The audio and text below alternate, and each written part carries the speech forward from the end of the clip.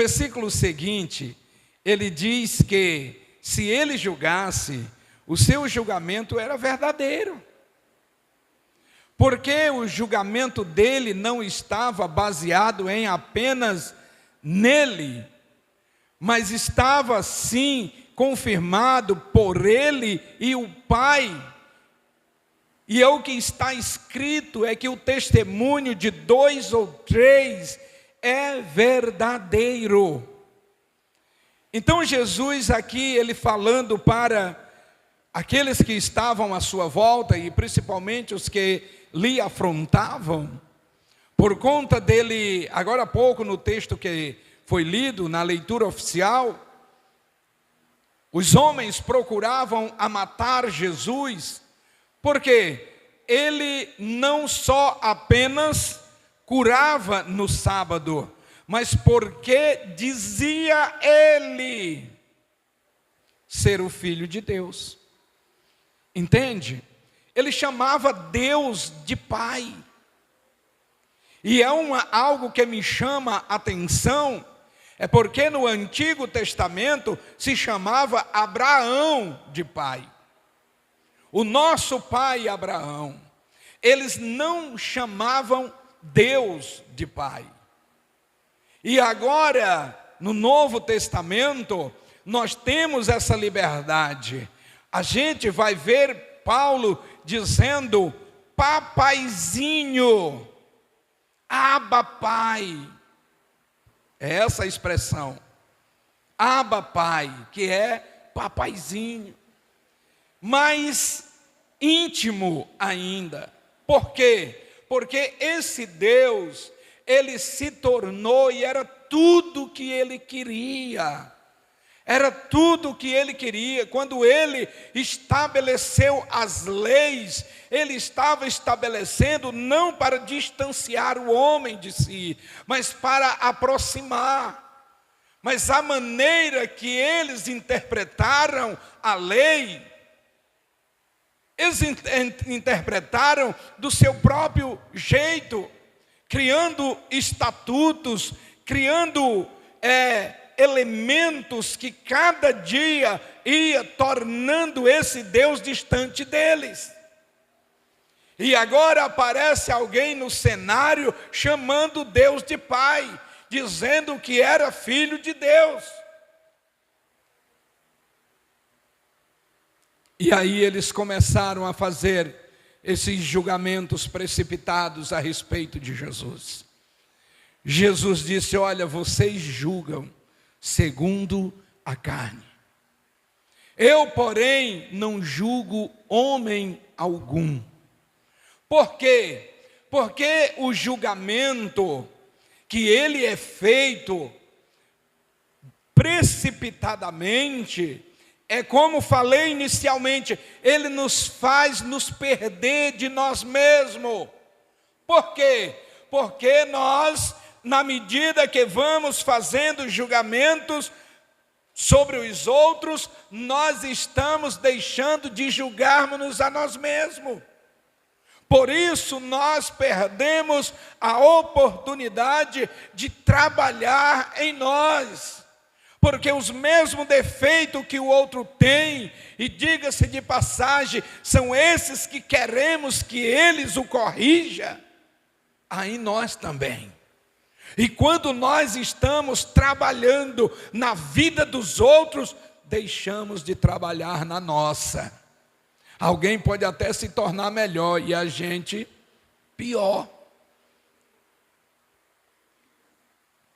Observe que quando nós estamos dispostos a fazer julgamentos da vida alheia, nós vamos nos perdendo de nós, nós vamos abrindo mão de obrigações, porque os defeitos dos outros estão nos desestimulando. Os julgamentos dos outros até em relação a nós, e aí a gente sente na pele isso. Irmão, quando alguém te julga, de forma errônea. Qual é o sentimento que você tem? É de alegria? Não, é de tristeza. Pois então está provado como o outro se sente quando nós fazemos esse julgamento também. Mas à medida que nós vamos trabalhando em nós mesmos, quando nós entendemos, quando lá em Apocalipse diz que o Cordeiro comprou ou derramou o seu sangue para comprar homens e mulheres, então todos temos o mesmo valor. Fomos todos comprados por este precioso sangue de Cristo Jesus. Então não cabe a nós sermos arbitrário de alguém de maneira nenhuma. Acontece quando nós nos disponibilizamos a isso, nós começamos a enfraquecer. Nós começamos a enfraquecer. Olha o que diz Paulo no capítulo 11, o versículo de número 28, da primeira carta aos Coríntios, capítulo 11 e versículo de número 28, ele diz assim: examine-se, pois, o homem a si mesmo. É assim que está na sua Bíblia, você já leu. Examine-se, pois, o homem a si mesmo. Por quê? Por falta deste autoexame de si mesmo, sabe o que acontece? Há no meio de vós muitos fracos. Primeiro, quando não entendemos que a nossa visão, ela deve ser do globo ocular para dentro, nós ficamos fracos. Nós ficamos fracos.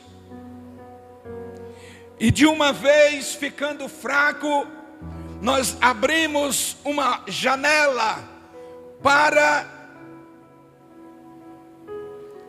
dormirmos.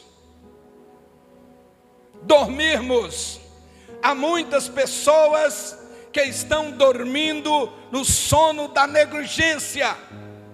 E a palavra de Deus diz: desperta-te, tu que dorme, e levanta-te de entre os mortos, e Cristo te esclarecerá.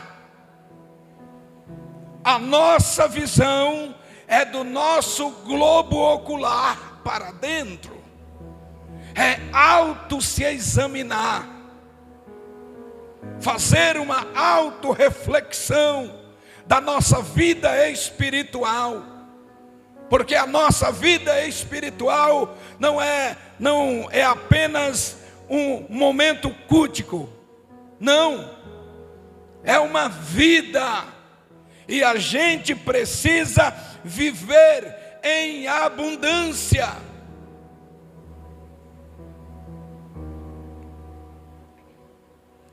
E quando se enfraquece por conta de parar nos defeitos dos outros,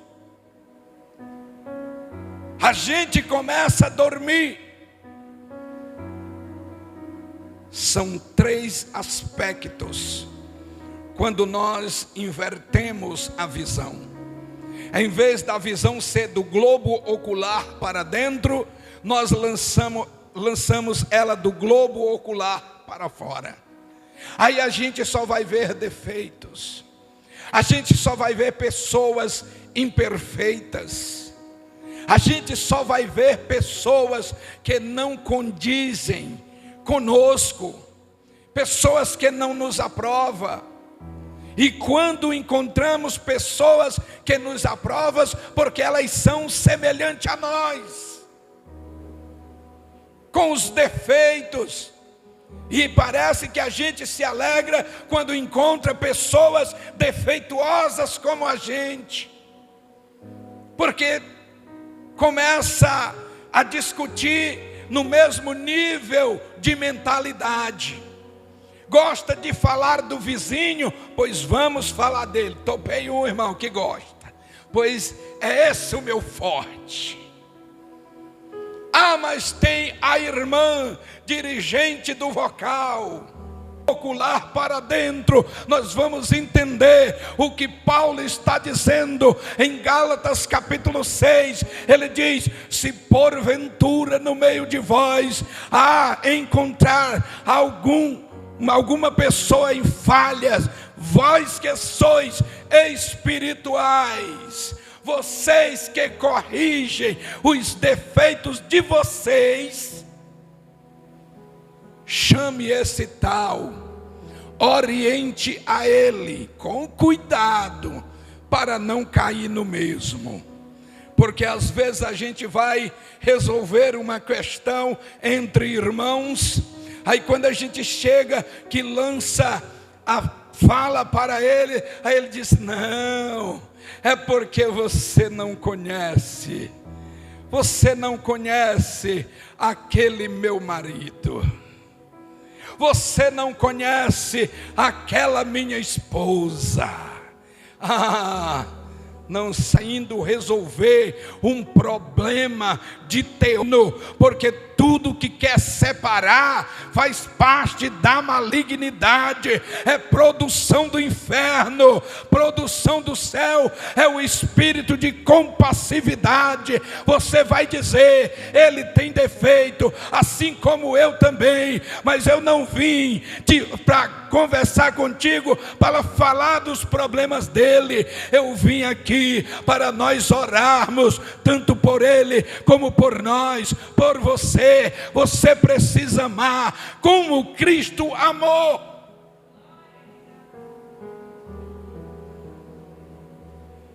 Irmãos, Paulo em Romanos capítulo 8, ele diz que nós fomos chamados para sermos igual a Cristo. As propriedades de Cristo me agradam, eu desejo elas. Por isso que nós temos que lutar contra nós mesmos, para que essas propriedades, esses direitos, este poder, esse revestimento esteja em nós. Precisamos disso. Há muitos fracos, há muitos que dormem, há muitos que estão mortos, porque quando fala de dormir, fala de morte. Fala de morte. E às vezes a gente ainda está agonizando no meio de um grupo que está morto. Mas a ordem do Senhor é para os que ouvem a sua voz. Levanta, tu que dormes, tu que está morto nos vossos delitos e pecado, porque isso é pecado, quando nós não nos examinamos a nós mesmos e passamos a examinar os outros. Deixa eu dizer, irmão, nós não vamos conseguir mudar a vida de ninguém. No máximo, nós vamos conseguir mudar a nossa, se nós tomarmos esses conselhos, olharmos do globo ocular para dentro, ver como está a nossa alma. Nós precisamos ser motivadores, e o motivador não é apenas na fala, não é aquele que está motivando, dizendo: vamos lá, vai dar certo, vai dar certo. Deu errado hoje, mas amanhã vai. Não, é o estilo de vida, porque nesse estilo de vida, isso nos treina também a perder. Isso nos treina a perder. Falei aqui ultimamente, não lembro qual o culto, mas eu disse que quando você vê um general cheio de estrelas, sua roupa não tem mais onde colocar estrelas, mas se você olhar no corpo dele e não tiver uma cicatriz, Não confie nele. Não confie nele. Não é um bom general. O bom general é aquele que traz as marcas no seu corpo. Por mais que tenha troféus, mas é como disse Paulo, essas coisas para mim nada importa. O que me importa é servir a Deus, é fazer a sua vontade, o propósito pelo qual Ele me chamou. É correr a carreira que me está proposta, olhando firme para o alvo. Qual é o alvo seu? Nós não podemos perder a nossa alma. Lembra que Jesus fala, Marcos 6:36, por aí assim, não me recordo agora, mas a fala é: o que adianta o homem ganhar o mundo inteiro e perder a sua alma? Aqui ele não está falando de alma que vai para o céu ou para o inferno. Ele está falando de sensibilidade. Ele não está dizendo que não pode batalhar para ganhar o mundo. Mas ele está perguntando: o que adianta? O que adianta? Ele não está dizendo que não pode. Pode e deve. Deve ser esse o nosso propósito, ganhar o mundo, mas não perder a nossa alma. Quem perde a alma torna-se insensível.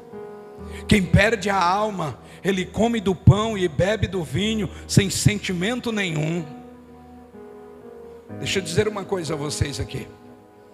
Vocês já encontraram na Bíblia Deus condenando o pecador? Interessante isso, eu estava prestando atenção. Deus não condena pecador, Deus salva pecador. Sabe quem Deus condena? Rebelde. Rebelde. Aquele que não obedece ordens. Aquele que não obedece ordens que estão baseadas na palavra. Porque eu já fui expulso de 2 ministérios grandes. Diga-se de passagem, os 2 maiores.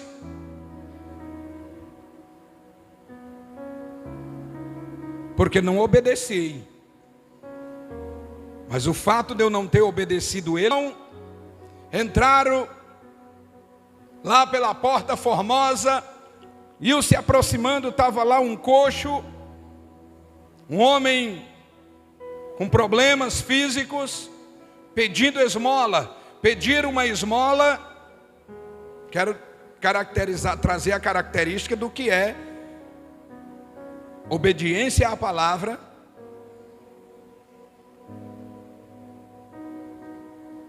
E aí o homem pediu uma esmola e disse: olha, nós não temos. Ele estava liso nesse dia. Talvez já tinha entregado o dízimo, né? Porque tem gente que está andando com dinheiro porque não está entregando o dízimo, não está dando oferta. Aí ele está com o dinheiro lá no bolso, para dizer: não posso ficar liso. Então, eles já tinham entregado o dízimo na oração passada. Aí o que acontece? Eles: não temos ouro e nem prata, mas o que temos, isso te damos. Olha a diferença de quem anda na presença. Em nome de Jesus, levanta e anda. E diz que aquele homem saltou, ele não andou, ele saltou. Meu Deus, era tudo que ele queria, era saltar. E hoje a gente está com tanta liberdade para pular, saltar, bater palma, gritar glória a Deus, mas prefere ficar calado, prefere ficar intacto. O hino está dizendo: levante as mãos, e a gente está enfiando mais as mãos para baixo. Mas tudo bem. E aí eles entraram no templo, o homem entrou com ele, tudo que aquele homem queria, porque não podia entrar deficiente lá dentro do templo. Como o homem não estava mais, agora eu posso. Quando os homens, os sacerdotes viram lá dentro, prenderam João, prenderam os 2, aí levaram logo lá para um julgamento. E eu sei que para soltar eles, olha, nós vamos soltar vocês. Agora deixa eu dizer uma coisa: não é para vocês falarem nesse nome. Quem era que estava falando ali, irmãos? Os sacerdotes, as autoridades eclesiásticas. Mas sabe o que Jesus tinha dito para eles, discípulos? Ele disse: olha, aquele que me negar diante dos homens, eu vou negar diante do Pai que está no céu. Pedro, com certeza, nessa hora, lembra dessa fala de Jesus e diz: epa, para aí, doutores, vocês são os nossos líderes, mas nós não podemos deixar de falar do que vimos e ouvimos. Não vamos deixar. Vocês podem nos soltar, mas nós não vamos deixar de falar desse nome. Eis a razão das quais fui expulso. Tá? Vocês sabem da história, participaram dela. Então, queridos, Deus não condena pecador, Deus salva, esse é o propósito. Agora, rebelde, Ele condena. Ele condena.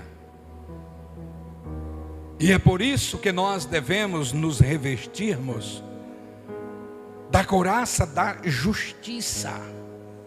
Porque quando ele diz que eles julgavam segundo a carne, eles julgavam segundo os seus próprios pensamentos, segundo aquilo que lhe beneficiavam. O que mais eles queriam era tirar Jesus de rota, porque Jesus estava conquistando grandes multidões, crescendo dia após dia o seu ministério, e estava acontecendo isto, e eles estavam sentindo a falta do povo nas suas congregações.